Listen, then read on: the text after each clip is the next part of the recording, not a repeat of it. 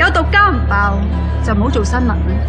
無論你幾唔捨得，幾唔想都好，導火新聞線已經大咗結局啦。而呢個結局亦為套嘢埋下唔少嘅伏線，留低唔少嘅疑團。亦因為咁，吸引咗蕭定一同港視合作嚟個導火電影版，日前簽咗約啦。據知今年9月就會開拍，用原班人馬，預計用1500萬啊，實行將結局留低嘅疑團一一同你解開啊！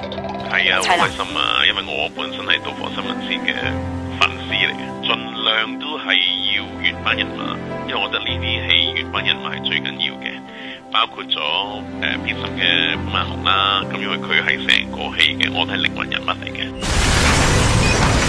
我從來都唔會落翻轉頭。雖則話大家都好想知黃阿媽係生定死，但電影版點都會有啲新嘢玩。阿一就屬意加入旗下猛將，有指女神娜姐會做第三者，加入黃宗堯段關係。至於 Chilam 呢，阿一就話仲未定啊。